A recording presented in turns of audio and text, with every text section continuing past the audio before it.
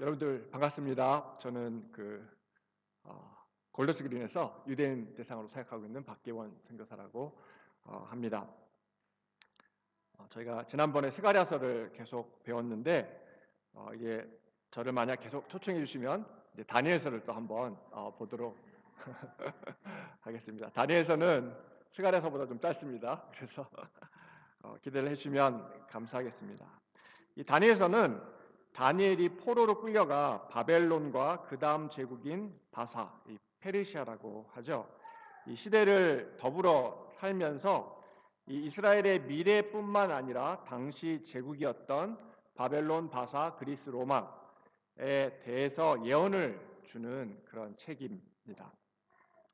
나아가 다니엘서는 이렇게 로마 제국에서 멈추지 않고 메시아로서 예수님의 초림과 재림과 그 주변에 일어날 일들에까지 예언을 주고 있습니다. 그래서 사실 다니엘이 예언을 보고 나서 다니엘이 마음이 굉장히 번잡했다고 이렇게 성경이 표현을 하는데 2000년, 3000년 된 역사를 한 번에 보는 거예요.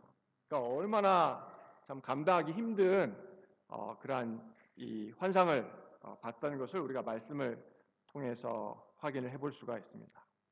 이 다니엘서는 그 예언이 너무나 정확하여서 많은 자유주의 신학자들로부터 철저히 조사를 받았습니다. 그러니까 이 자유주의 신학자들은 다니엘서가 맞는지 틀린지 보자 이러면서 이제 한 절 한 절 다 이제 조사를 한 거죠. 그런데 여전히 당시의 역사에 대한 명확한 고증뿐만 아니라 앞으로 일어날 일들의 예언에 대한 정확한 성취로 하나님의 말씀임을 증명하고 있습니다. 특히 다니엘서에는 일어나지 않았지만 앞으로 일어났었어야 할 그리스나 로마는 저희가 지금 그것이 과거잖아요.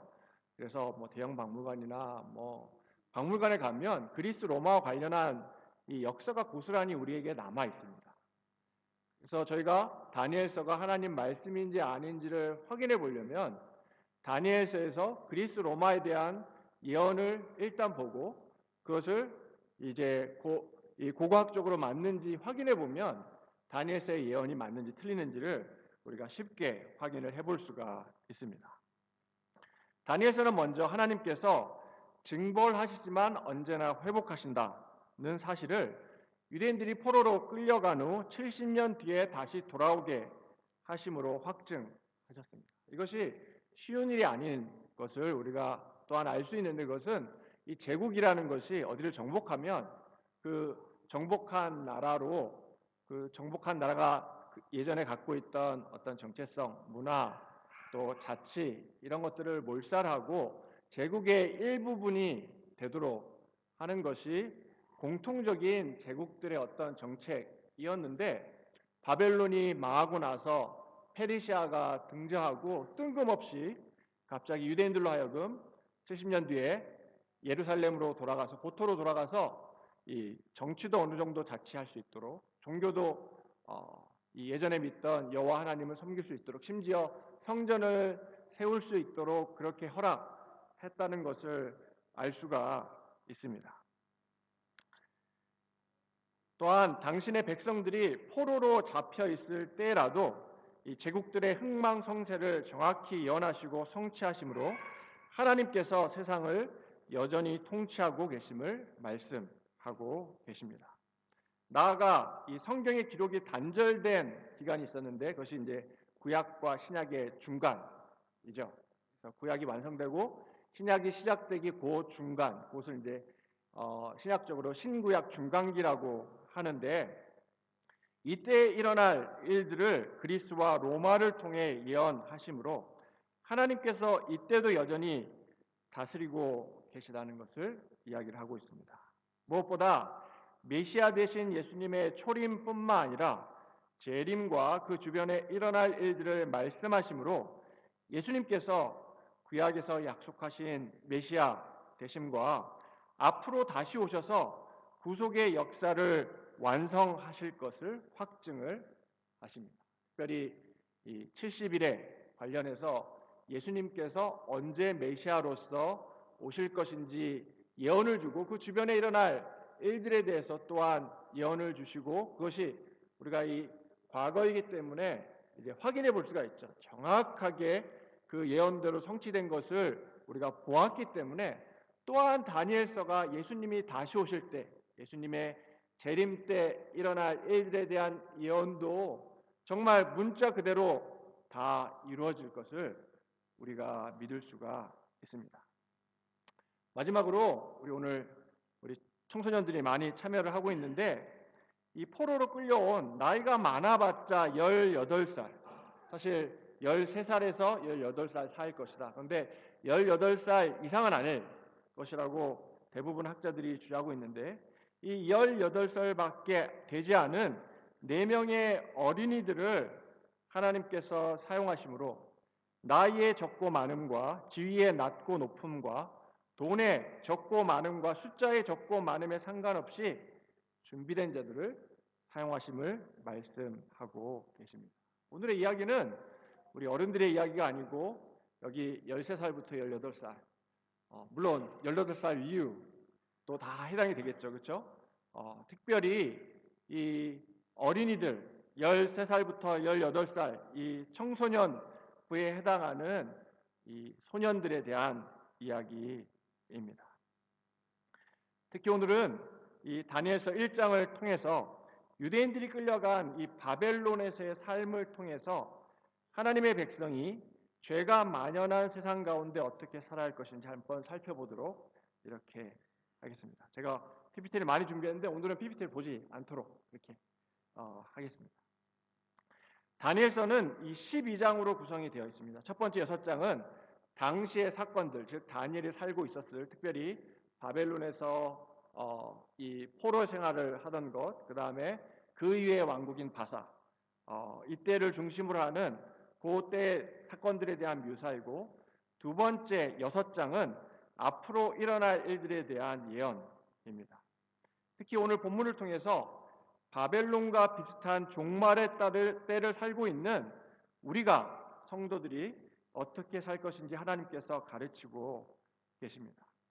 유대인들은 하나님의 음성을 듣고 회개하기를 거부했기에 수많은 경고와 징계 끝에 당시 우상 숭배의 중심이자 가장 완악한 도시 중 하나였던 바벨론으로 마침내 포로가 되어서 끌려갑니다.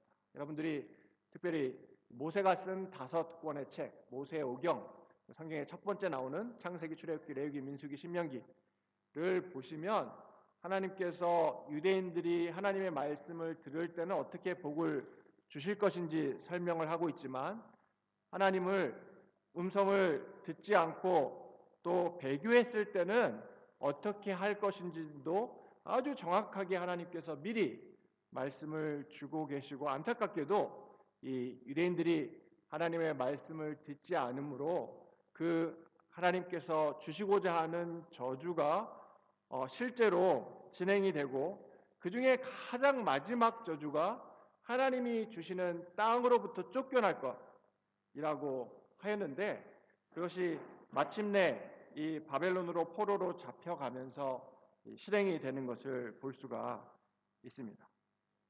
하지만 다니엘과 그 친구들은 이러한 불신앙과 심판의 어두운 시대에도 하나님에 대한 믿음을 갖고 있는 거룩한 이스라엘의 남은 자들이 이 하나님에 대한 믿음을 포로로 끌려간 타국에서 어떻게 실현하는지 보여주고 있습니다. 특히 다니엘서 1장과 3장은 바벨론에서의 두 가지 큰 도전에 유대인들이 이제 직면한 것을 보여주고 있는데, 첫 번째는 바벨론의 사고와 삶의 방식에 흡수될 수 있다는 것과, 또한 직접적으로 이 유대인의 믿음으로 말미암아 핍박받고 죽임을 당할 수도 있다는 그러한 도전이었습니다. 이 두 가지 도전을 우리도 역시 이 시대의 성도들로서 직간접적으로 직면하고 있는 것을 알 수가 있습니다. 이 다니엘서 1장의 상반부는 바벨론인들이 총 3번째 중 첫 번째로 유대인들을 이스라엘로부터 바벨론으로 끌려가는 역사를 이야기합니다. 제가 1장 1절을 읽어보면, 유다 왕 여호야김이 위에 있은 지 3년에 바벨론 왕 느부갓네살이 예루살렘에 이르러 그것을 애워쌌더니 주께서 유다 왕 여호야김과 하나님의 전 기구 얼마를 그의 손에 붙이심에 그가 그것을 가지고 신할 땅 자기 신의 묘에 이르러 그 신의 보고에 두었더라고 얘기를 하고 있습니다. 이 바벨론의 특별히 느부갓네살 왕이 이 이스라엘 예루살렘을 쳐들어와서 이제 3번 포로로 끌고 가게 되는데 이 첫 번째 포로로 끌려간 그 상황을 1절이 설명을 하고 있고 이 첫 번째 포로로 끌고 갈 때 다니엘과 세 친구를 끌고 갔던 것을 알 수가 있습니다. 하나님께서 이스라엘의 죄악과 배교로 말미암아 이 이방 제국을 들어서 지금 유대인들을 징계하고 계시고 특별히 하나님께서 하신 마지막 저주의 약속, 즉 유대인들이 하나님의 음성을 듣지 않을 때 그 땅으로부터 쫓겨나게 될 것이다는 이 첫 번째 이 저주가 실행이 되고 있는 것입니다. 여기에 흥미로운 것은 시날이라는 땅입니다. 즉 유대인들이 지금 예루살렘에 있다가 바벨론의 거의 수도 같은 시날로 지금 끌려가게 됐는데 이 시날은 창세기 10장 10절에 의하면 니므롯과 연관을 갖습니다.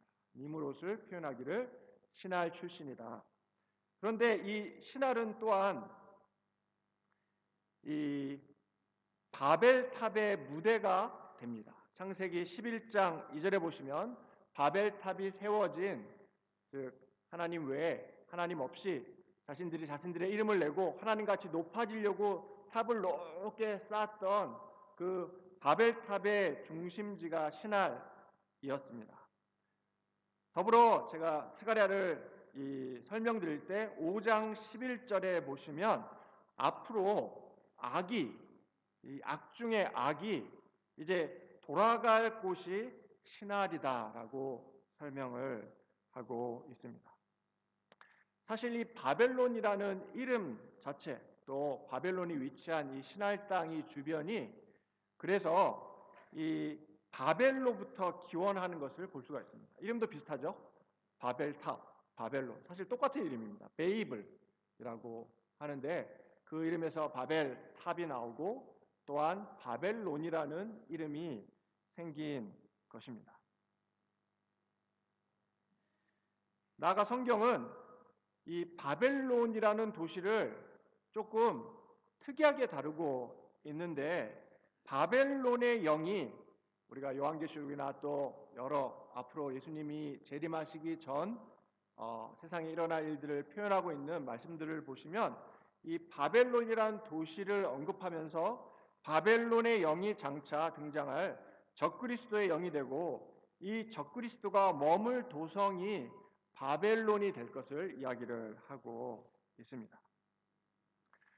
그래서 이 지금 느부갓네살 왕이 이제 예루살렘을 점령을 하고 하나님의 전 기구를 느부갓네살의 신 마르둑의 신전으로 가져온다는 것은 일종의 종교적인 행위였는데 즉 유대인들에 대한 바벨론인들의 승리의 공을 바벨론 신인 마르둑에게 돌리는 그러한 행위였습니다.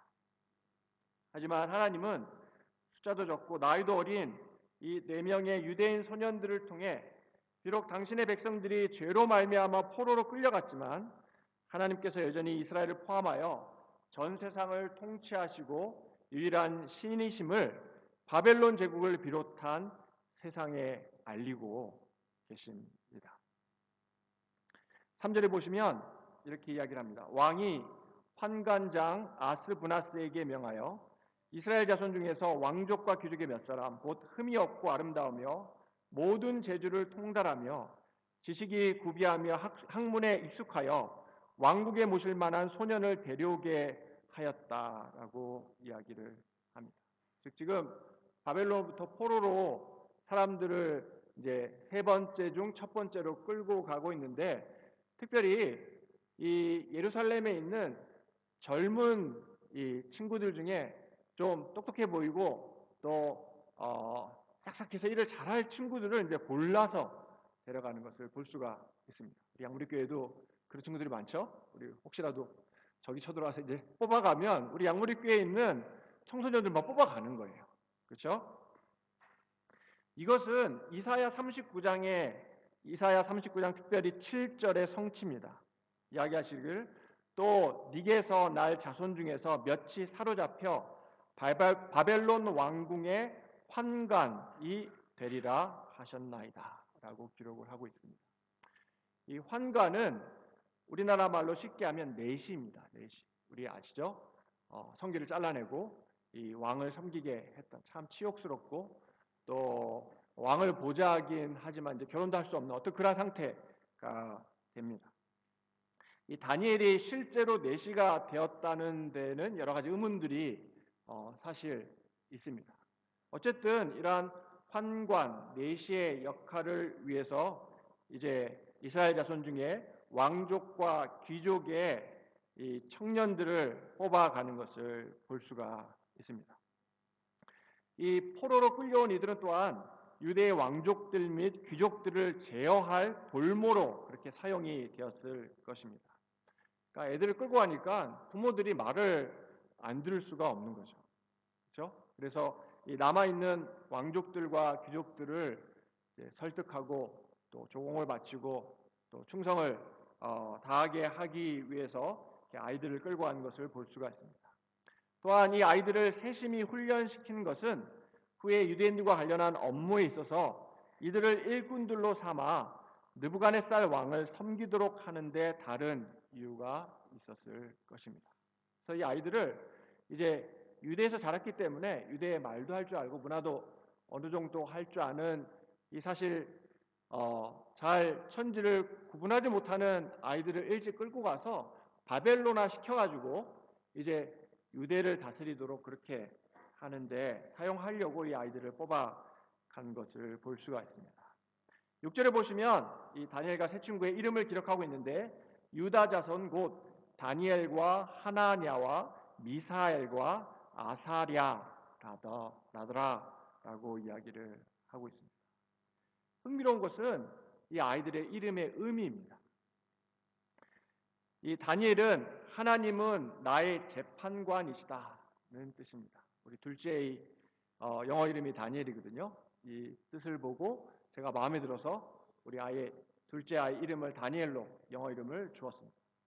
하나냐는 여호와는 은혜로우시다라는 뜻이고 미사엘은 하나님과 같으시니 누구랴 그리고 아사랴는 하나님께서 도우신다는 뜻입니다. 우리 양무리교회 우리 아이들도 다 이름이 있죠. 그리고 굉장히 좋은 뜻들을 가지고 있으라고 믿습니다. 그런데 이렇게 이름을 보면 특별히 이들이 이런 히브리어 이름을 가졌다는 것은 이들에게 거룩한 부모님들이 있었다는 것을 의미합니다. 여러분, 우리가 아이를 낳은 여기 부모님들 다 아시겠지만 정말 잘 되고 하나님의 복 가운데 은혜 가운데 또 믿음을 가지고 회개하고 구원 얻기를 소망하는 것이 우리 크리스찬 부모들의 마음입니다. 또 어떤 부모가 아이들을 악마, 사탄, 마귀 이런 식으로 이름을 주는 부모가 있겠습니까?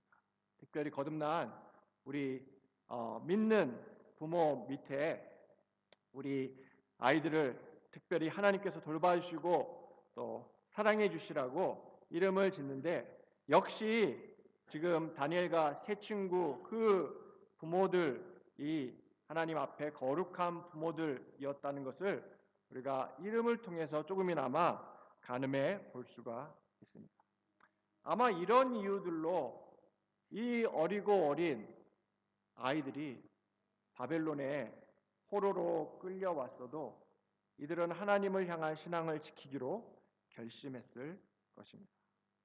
즉 이들은 어렸을 때부터 거룩한 가정에서 성장한 아이들이었습니다.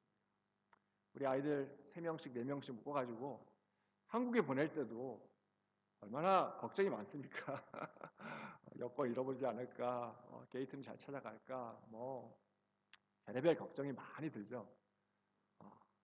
그런데 이 아이들은 지금 속국에 환관이 되기 위해서 또 가면 무슨 유대 문화를 배우는 거는 이거는 상관도 않고 이제 바벨론식 이방 이 문화와 신과 정치를 배우려고 끌려가는 이 4명의 유대인 소년이 엄마 없이 아빠 없이 끌려가는데 그 바벨론에 떨어져서도 자신들이 믿는 하나님에 대한 신앙을 지키겠다고 결심을 하는 것입니다.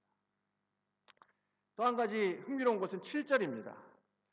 이러한 이름을 뒤로 하고 환관장, 즉 바벨론이 파송한 이제 이 아이들을 관리하고 교육을 시켜야 될 환관장이 부여한 이름이 있습니다. 다니엘은 벨드사살, 하나냐는 사드락, 미사엘은 메삭, 아사랴는 아벤누고라는 이름입니다. 이 이름의 뜻은 벨드사살은 여신, 이 왕을 보호하신다. 사드락은 나는 신을 매우 두려워한다. 메삭은 나는 중요하지 않다. 아벤누고는 나는 신 느보의 종이다 라는 뜻을 가지고 있습니다. 즉 바벨론에서의 이 아이들에 대한 훈련의 목적은 정복한 나라들의 미래 지도자들의 생각과 행동을 철저히 바벨론화하는 것이었습니다. 이름조차도 뺏어버리고 이제 이 이방 제국의 신과 생각과 생활 풍습을 이들에게 이제 주입하는 것이 바로 이 훈련의 목적인 것입니다. 그러나 놀랍게도 이들 4명의 유대 소녀들은 이러한 도전에 굴복하지 않았습니다. 8절에 보시면 다니엘은 뜻을 정하여 왕의 진미와 그의 마시는 포도주로 자기를 더럽히지 아니하리라 하고 자기를 더럽히지 않게 하기를 환관장하게 구하리. 우리가 성경 읽을 때마다 골더스 그린이 아주 좋은 저희들에게 교육 배경이 될 수가 있습니다. 이 골더스에 가시면 코셔 레스토랑이 있죠. 이 코셔 레스토랑에 의하면 이 레위기서를 따라서 짐승을 어떻게 잡을 것인지, 특별히 이제 피를 완전히 빼야 됩니다. 그래서 이 도살할 때 제일 빨리 또 피를 제일 많이 뺄 수 있는 방법으로 짐승을 잡고 여기서 또 부족해서 고기에 소금을 많이 칩니다. 그래서 그 코셔 레스토랑이나 이런 정육점에 가보시면 고기가 좀 짜거든요. 거기가 이제 소금을 쳐서 그리고 이제 요리법이 또 있습니다. 싱크대를 꼭 2개를 둬야 되거든요. 이제 하나는 육류를 다루는 싱크대, 이 다른 싱크대는 유지방을 다루는 싱크대. 그래서 2개를 섞으면 절대 안 됩니다. 어쨌든 여러 가지 이제 이 소위 그 율법적인 어떤 이제 음식법이 있습니다. 이제 여기서 더 근본적인 것은 돼지고기나 어패류를 거의 안 먹죠.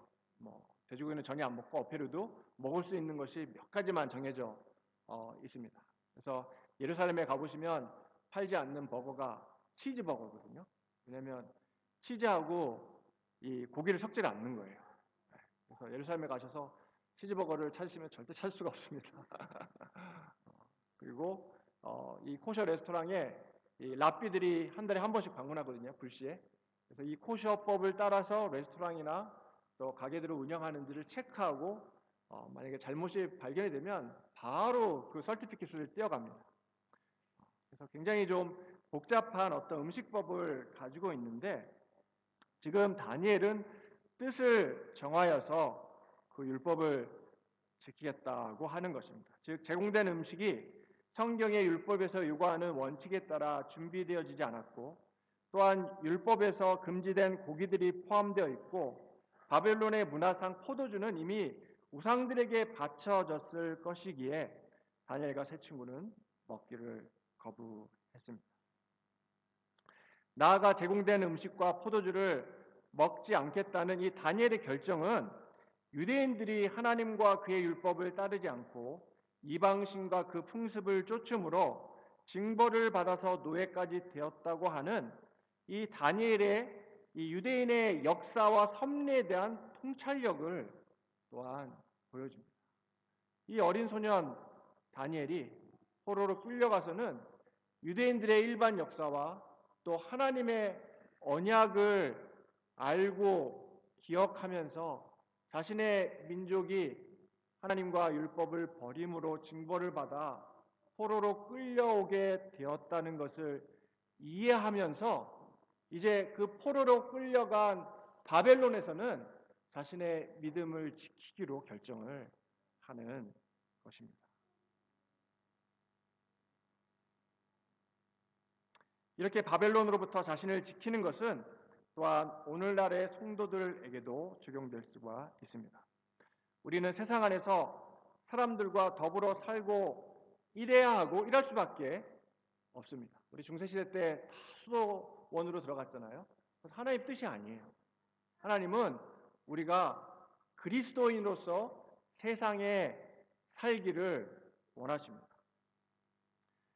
그런데 우리는 먼저 바벨론의 영이 무엇인지, 즉 세상의 영이 무엇인지 이해하고 또한 스스로를 이것으로부터 지킬 필요가 있습니다. 우리가 비록 세상 가운데 살아야 하지만 또한 세상을 좌지우지하고 있는 하나님과 다른 세속의 영이 무엇인지 파악하고 그것으로부터 또한 우리를 지켜내는 사명을 갖고 있는 것입니다. 어떤 면에서 크리스찬으로 산다는 것은 쉬운 삶을 선택한 것이 아닙니다. 즉 세상의 풍조를 따라 사람들이 하는 대로 하는 것을 거부하고 그 흐름을 영리해서 사는 삶이 우리의 삶입니다. 여러분들 물고기 아시잖아요. 물고기가 그냥 그 물이 흐르는 대로 계속 떠내려가면 굉장히 편할 거예요. 그런데 그 물을 역류해야 된다고 생각하면 굉장한 에너지와 힘이 소요가 될 것을 우리가 쉽게 상상을 해볼 수가 있습니다. 그렇다면 우리가 멀리해야 할 지금 세상에 만연해 있는 죄들은 무엇이겠습니까? 우리 자신을 더럽히지 말아야 할 우리 시대의 죄들이 있습니다. 쉽게 얘기해서 외설물, 포르노그래피라고 하죠. 마약, 지금 한국에 난리죠. 우리 아이들이 마약을 한다고 별로 생각을 안 하다가 지금 뚜껑을 열어봤더니 난리예요. 그렇죠? 영국은 말할 것도 없죠. 너무 쉽게 접할 수 있고 특히 아이들이 유혹을 받는 것이 마약입니다. 주술 또는 어떠한 폭력, 이론으로 치면 진화론, 종교통합, 동성애와 같은 생각들, 또 결혼 외에 성관계를 갖는 것, 물질이나 안위를 추구하는 이러한 것들. 우리는 이러한 것들에 몰두해 있는 사회 속에서 살고 살아야 하지만 이들이 쫓는 대로 동시에 함께 따라가서는 안 됩니다. 즉 다니엘과 친구들이 바벨론의 문화와 풍습과 죄와 궁극적으로 사탄의 영으로부터 자신들을 지켰던 것처럼 우리도 현재 유혹과 죄들로부터 우리를 지켜야 하는 것입니다. 이렇게 뜻을 정하여 하나님 말을 쫓기 원하는 다니엘과 친구들에게 하나님은 넉넉히 감당할 수 있는 은혜를 더하셨다고 이야기를 하고 있습니다. 9절에 보시면 하나님이 다니엘로 환관장에게 은혜와 긍휼을 얻게 하십니다. 창세기 39장 21절에 보시면 또한 요셉에게 이러한 은혜를 주시는데 여호와께서 요셉과 함께 하시고 그에게 인자를 더하사 전옥에게 은혜를 받게 하시매 라고 기록을 하고 있습니다.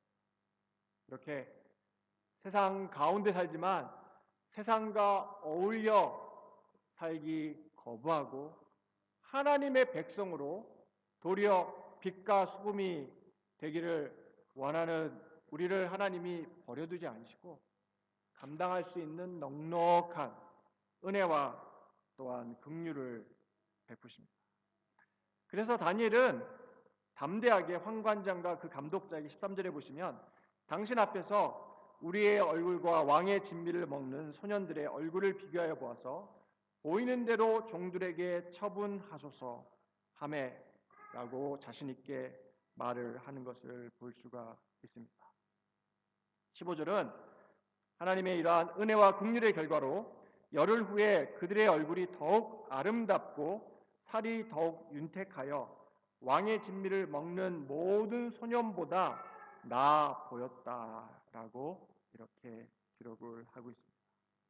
이렇게 하나님은 당신을 구하는 이들에게 피할 길을 주시는 분이십니다. 나아가 우리 하나님은 이렇게 피할 길을 주셨을 뿐만 아니라 승리하게 하시는 분이십니다. 비록 저희가 지금 다니엘서 1장 도입 부분을 이제 살펴보고 있기 때문에 다니엘이 이후로 어떠한 승리를 거뒀는지 이제 다니엘서를 한 장 한 장 살펴보면서 이제 설명을 드리기를 원하는데, 심지어 1장에서조차 다니엘이 이 제국 가운데 있는 다른 소년들보다 훨씬 더, 성경에 보시면 10배나 더 뛰어났다고 얘기를 하고 있습니다. 17절에 보시면 하나님이 이 네 소년에게 지식을 얻게 하시며 모든 학문과 재주에 명철하게 하신 후에 다니엘은 또 모든 이상과 몽조를 깨달아 알더라. 20절에 보시면 왕이 그들에게 이를 묻는 중에 그 지혜와 총명이 온 나라 박수와 술객보다 10배나 나온 줄을 아니라. 다니엘은 먼저 이 다니엘과 세 친구는 지적인 능력과 공부에 대한 열심이 있었습니다. 여러분들 공부 열심히 해라. 너무 많이 듣는 얘기인가요? 근데 뭐 공부를 하시든 기술을 연마하든 어쨌든 우리가 1번 열심히 해야 되고, 두 번째는 전문가가 되어야 합니다.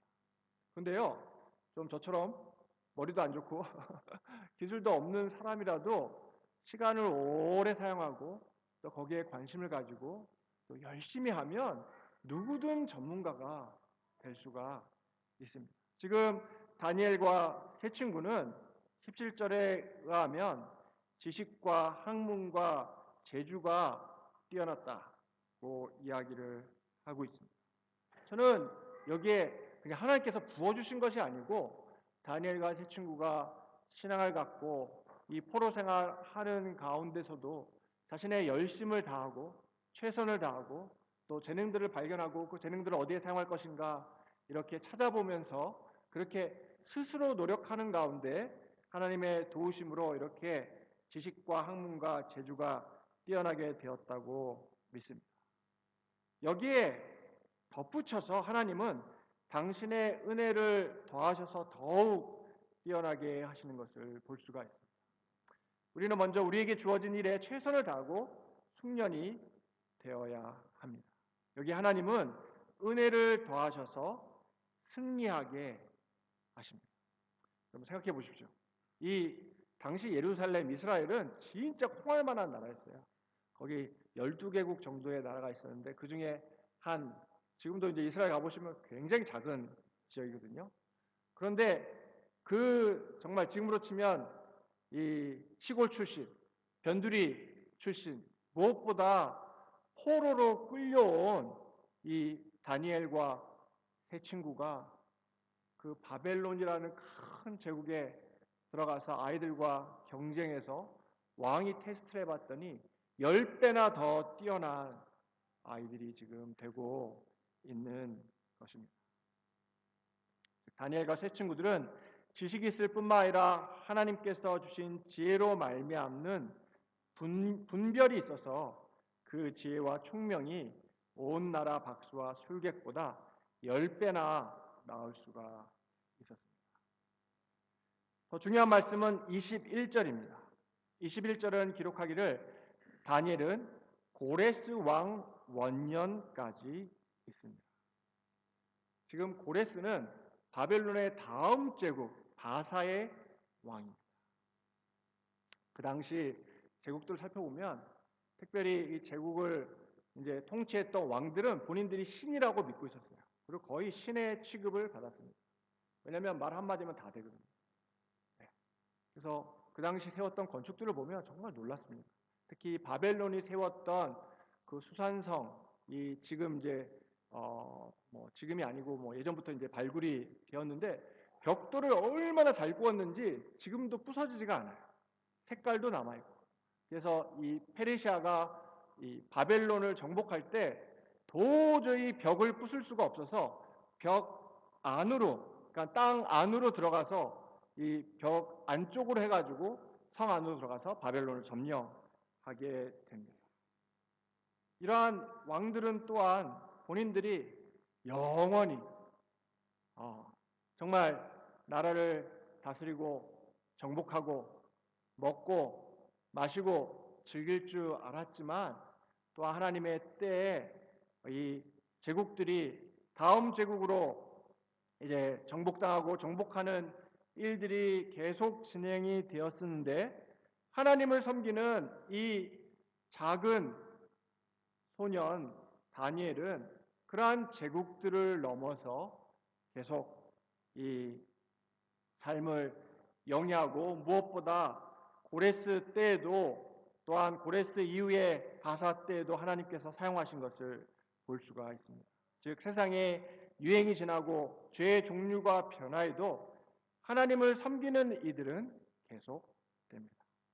천하를 호령하고 지배하며 하늘에까지 자만이 치솟아 스스로를 신이라 여겼던 제국의 왕들이나 귀족들은 이제 온데 간데 없고 대신 조국이 패망하여 잔인한 제국의 포로가 되어 어린 나이에 끌려왔던 다니엘과 세 친구는 바벨론이라는 거대한 제국을 넘어서 바사에서 그리고 바사를 넘어 그리스와 로마까지 심지어 로마를 넘어 예수님의 재림에 이르기까지 환상을 보며 해석을 듣고 기록함으로 하나님께서 역사를 여전히 주관하고 계시고 하나님의 구속의 역사는 계속 발전함을 확증하고 있습니다.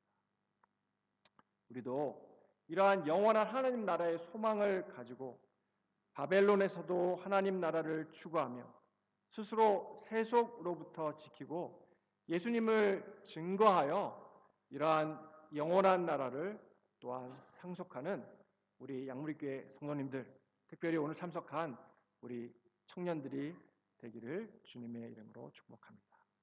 기도하겠습니다. 하나님, 주님께서 나이의 연소에 상관없이 포로로 끌려갔던 이 네 소년을 사용하시고 마음껏 비전을 보여주시며 또한 꿈들을 해석할 수 있도록 도와주셔서 제국의 왕들 앞에 서서 오직 하나님만이 신이다, 오직 하나님만이 전능하시다는 것을 담대히 선포할 수 있도록 하여주셔서 감사합니다. 우리의 믿음도 이러한 위대한 선진들의 믿음들을 본받아서 우리가 살고 있는 이 바벨론의 시대에 예수님의 빛과 소금의 삶을 살아가서 물을 역류하는 그러한 살아있는 물고기들이 될 수 있도록 도와주옵소서. 예수님의 이름으로 기도드립니다. 아멘.